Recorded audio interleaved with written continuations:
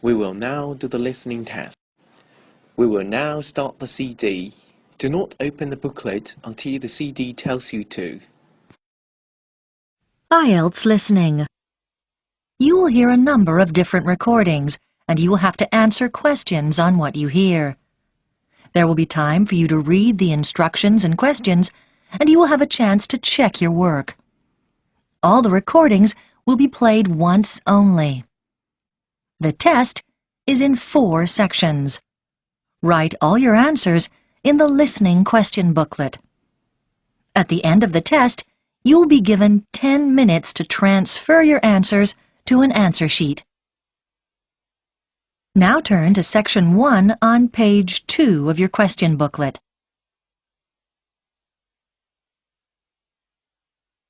Section 1. You will hear a man inquiring about joining a wildlife conservation society. First, you have some time to look at questions 1 to 6 on page 2.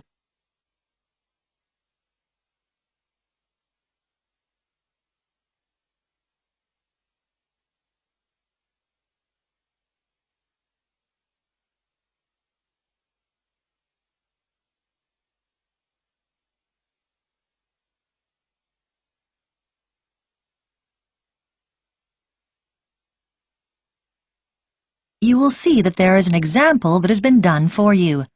On this occasion only, the conversation relating to this will be played first. Wildlife Conservation Society. Good afternoon. Can I help you? Oh, hello. Yes, I'd like to join, please. Oh, yes, certainly. I'll just get some details from you. Could I have your name? Michael Jones. The caller's name is Michael Jones, so Michael Jones has been written in the space. Now we shall begin. You should answer the questions as you listen, because you will not hear the recording a second time. Listen carefully and answer questions 1 to 6. Wildlife Conservation Society. Good afternoon. Can I help you? Oh, hello. Yes, I'd like to join, please. Oh, yes, certainly. I'll just get some details from you. Could I have your name? Michael Jones. Right. And can I ask where you heard about us? Was it in an advert, or did a friend tell you, or... Neither, actually. It was a radio program. Then I just got your number from the phone book. Oh, right. Now I need some membership details. It's Michael Jones, and the address? 21 Beale Street. Okay. Leeds. Fine. And do you know your postcode? Yes, it's LS14 2JW. Okay. And do you have a daytime telephone number we can contact you on? Yes, you can call me at work. The number's 011 73 58642. And I can give you my office email address if you like. That'd probably be useful. Yes, please. It's mj@hennings.co.uk. Is that HENNINGS? That's right. Thank you. Now, I just need to ask you some questions about exactly what you want. First of all, how long do you want the membership for? We do 2, 3 and 5-year memberships, and we also do one for life. I think I'll just get the minimum length this time round. Fine. And then the type of membership. We do single, joint or family, which covers up to 4 children. Well, we haven't got any children, but I think I'll get the joint one because my wife will probably want to do the activities with me. Yes. Fine. Let me see. That'll be £49 altogether then, please. Before you hear the rest of the conversation, you have some time to look at questions 7 to 10 on page 2.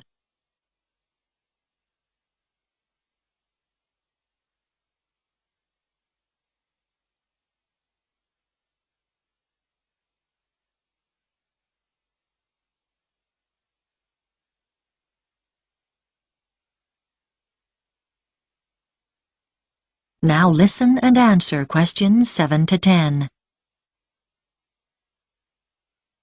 How would you like to pay? By direct debit? No problem.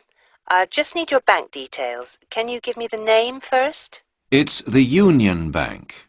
And now I've got your name, but I need your account number.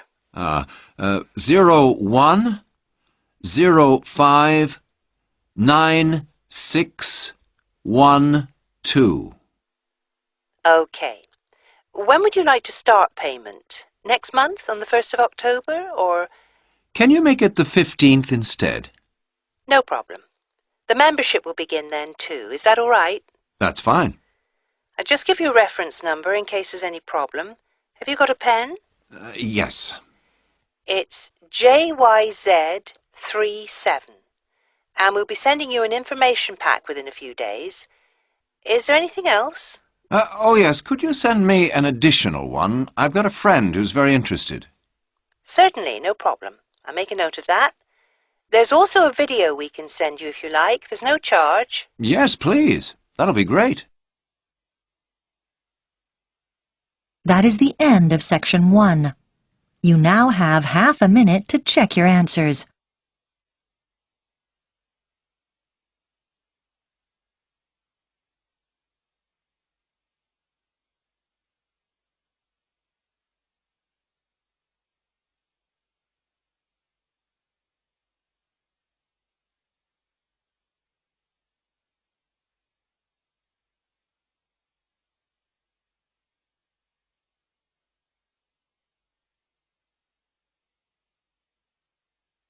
Now turn to Section 2 on page 3.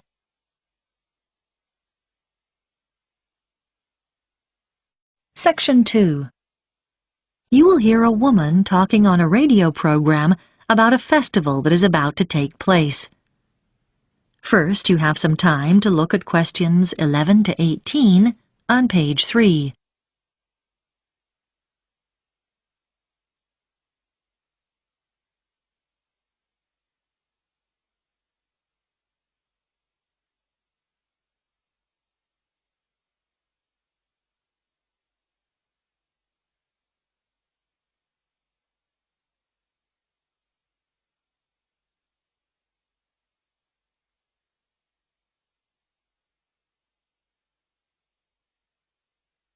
Now listen carefully and answer questions 11 to 18.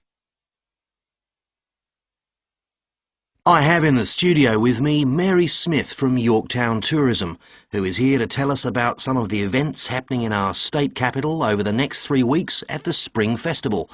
So, Mary, what can we expect to see? Well, it's such an exciting time to be in Yorktown. To kick off the Spring Festival, there'll be a huge firework display down by the lake, starting at 9 p.m. this Saturday, the 4th of September. Over 10,000 fireworks will be set off, all choreographed to music and broadcast simultaneously here on Radio Yorkie. You should get there early if you want to get close to the action. So, bring along a picnic and a blanket, as it could get chilly in the evening. One of the things that attracts visitors to the festival from all over the country is the amazing collection of flowers on show in Central Park throughout the festival. Special buses will run from the town centre to the show at 20-minute intervals for those of you who prefer to take public transport. If you're interested in seeing the latest in cars, from the fastest to the most expensive, then head over to the motor show at the Exhibition Centre from the 10th to the 15th of September. It'll be open daily from 9 a.m. until 10 p.m, so you can even pop there after work. Do you like photography? Then go along to Grow Your Imagination, an exhibition of photographs of famous gardens, which will be held at the Art Gallery from the 11th to the 19th of September. Come and be inspired by some of the world's most beautiful gardens. I've had a sneak preview of some of the photographs, and they are magnificent. If music is more your scene, then you should come and hear the Australian Philharmonic Orchestra performing Swing in Spring at the concert hall on Friday the 17th and Saturday the 18th of September. It's a celebration of dance music from the 1940s and 50s. There'll be 3 performances. Both evenings start at 7 p.m. and a matinee performance at 2:30 on the Saturday. So, get your dancing shoes on and head there. It's guaranteed to get your feet tapping.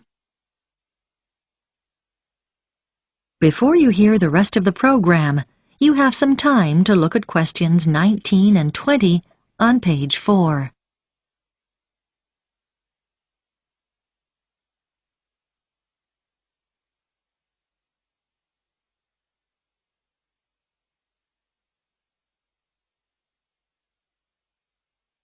Now listen and answer questions 19 and 20. Those are just a few of the attractions on offer. But for something a little different, you could try Balloons Down Under, which is the largest gathering of hot air balloons in the Southern Hemisphere. It's well worth it, because there'll be over 25 balloons of all shapes and sizes, which is a truly amazing sight. I'm also happy to announce that one lucky person will get the chance to go up in one of these balloons absolutely free. That's the prize in our special Spring Festival competition. It'd normally cost you $200, so it's not a bad prize, eh? I'm sure you all want a chance to win, so you'll need to fill out the entry form in today's edition of the Yorktown News. Don't forget to include your phone number. And send it to Radio Yorkie. Make sure your entry reaches us by 5 p.m. on Thursday the 9th of September. Then, to see if you've won, just check out the festival's website on Saturday the 11th of September, where we'll publish the name of the lucky winner. It's such a fantastic prize, so hurry up and get your entry in. So, there you have it. Just a few of the special events happening here in Yorktown over the Spring Festival. And if you'd like any more details about the festival... That is the end of section 2. You now have half a minute to check your answers.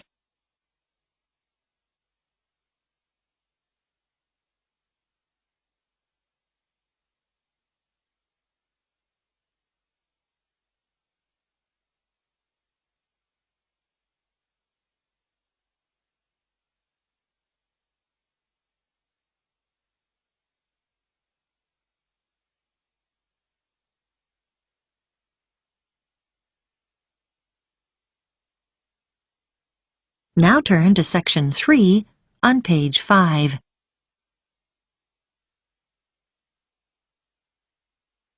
Section 3. You'll hear a student called Paul talking to a tutor about a course he is thinking of doing. First, you have some time to look at questions 21 to 25 on page 5.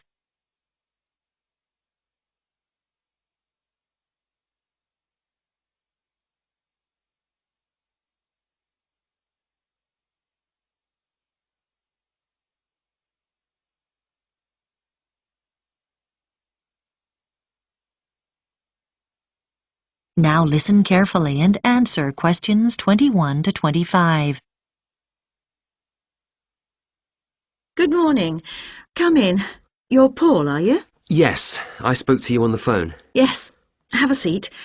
You wanted to talk to me about the archaeology course? Yes, I've read the handbook, but I'd like to find out a few more details before I decide whether to do it. Right, yes. What would you like to know?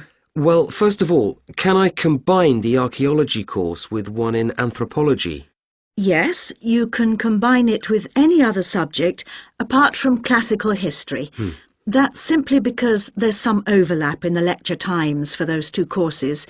We weren't able to coordinate them. OK, fine. And could you tell me about the modules? Well, in the first semester there are 3. All of them are compulsory. We don't offer optional modules till next year. Right.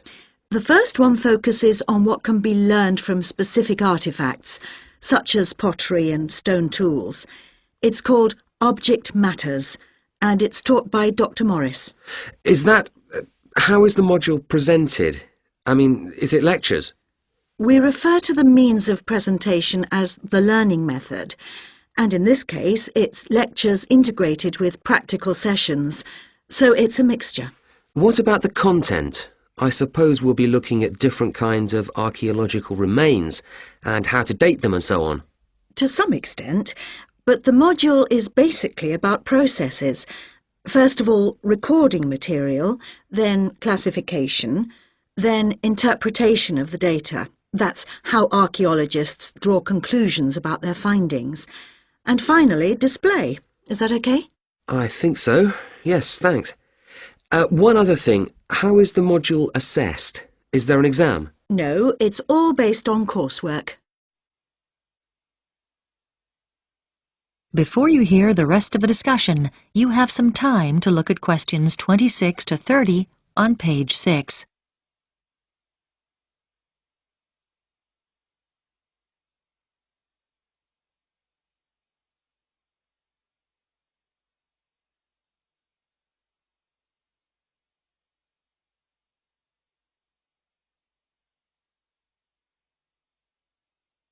Now listen and answer questions 26 to 30. OK. And the second module, that's the one called Towns and Cities, is taught by our department head, Professor Elliott. And, as the name suggests, the module's about the origins of built environments and how they developed. That's mainly factual then, I suppose? It is really. And for that reason, the assessment's by examination. But you may be pleased to know it's an oral rather than a written exam, and... It sounds a bit scary. Most of our students find they actually enjoy it, so don't worry too much. OK. And then the title of the third module is Method and Science. And in that, Dr. Thompson will be introducing you to the standard techniques used in archaeological fieldwork and analysis. Things like excavating and dating. What about the learning method for this module? Are there any lectures, or is it all laboratory work? Oh, it's half lab work and half seminars. There aren't any lectures. Then, right at the end of the module, you'll take part in a site survey. The date for that is week beginning the 10th of March, but I can't tell you the location yet. That'll be announced later. But I think you'll find it very useful. Yes, I know someone who went on that last... That is the end of section 3. You now have half a minute to check your answers.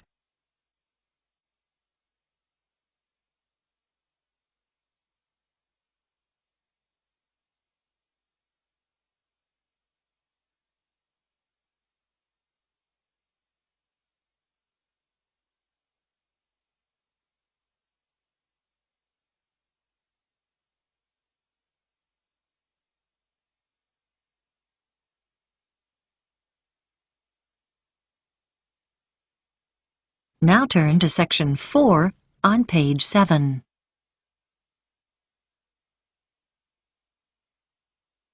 Section 4. You will hear a talk about the effects of our digital world on young people. First, you have some time to look at questions 31 to 40 on pages 7 and 8.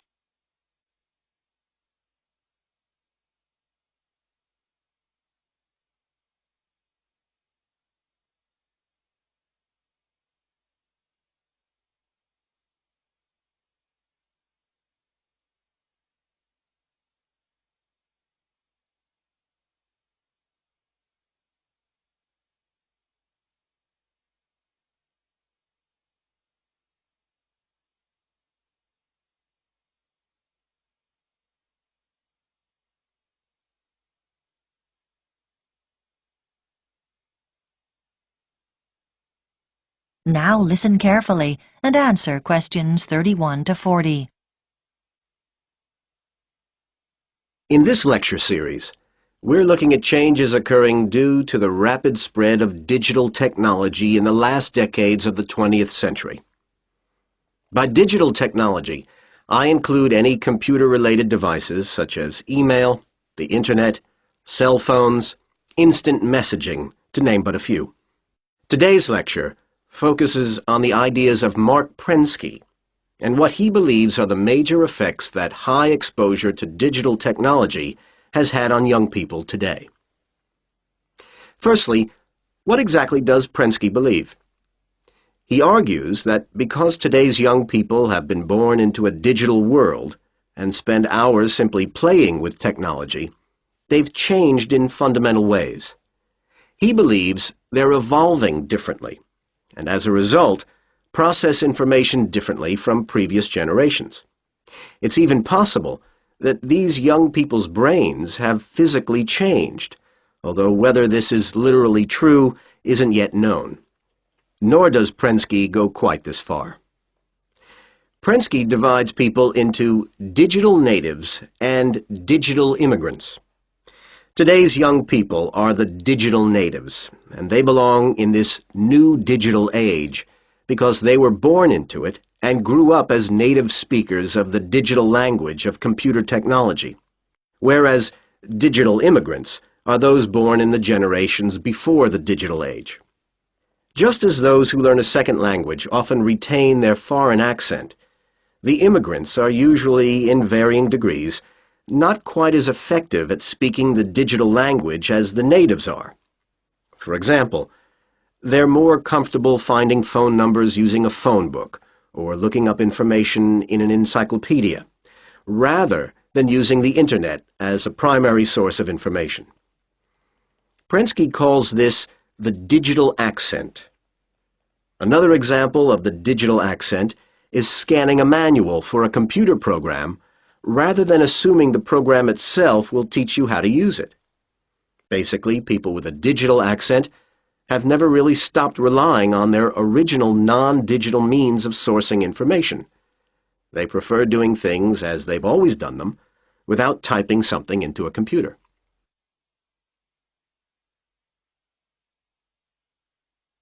Prensky predicts that due to all this, changes are in store, mainly in the area of education. But what do other educators and theorists such as Thomas Allen, Samuel James, and Peter Vander believe? Samuel James, from Sydney University, agrees with Prensky's predictions. He believes that educators are no longer successful in the way they teach. However, not surprisingly, Prensky has been criticized by more traditional theorists, like Peter Vander and Thomas Allen. They disagree with many of Prensky's assertions. Vander argues that a typical classroom is more varied than Prensky believes, with students coming from a range of backgrounds. He maintains that a large percentage of these students are not necessarily proficient with technology, and not all students today fit the one stereotype. And Allen adds that even though most students today have easy access to technology, some just don't find the digital medium appealing. James disagrees, though. He believes that all today's students do share the same basic interest in and knowledge of digital technology. However, James believes our younger students can communicate with their digital immigrant teachers and can still learn using methods which have proven to be successful in the past. James's theories are taken a step further by Allen, who recognizes that both digital immigrants and natives have to deal with vast amounts of information in today's electronic society. Allen maintains that while most young students are proficient in playing computer games and using the web in quite basic ways, they're not used to using the computer at advanced levels. For example, to conduct complex information searches, which are so necessary for university study today. Irrespective of Allen's research, James believes it's possible for computer games to play a major role in making classroom learning more stimulating, and he cites many instances where this would be possible today. However, Vander asserts that rather than focusing on developing games, we should think of better ways to assist teachers, because no computer program comes close to doing what a human teacher does every day. That is the end of Section 4. You now have half a minute to check your answers.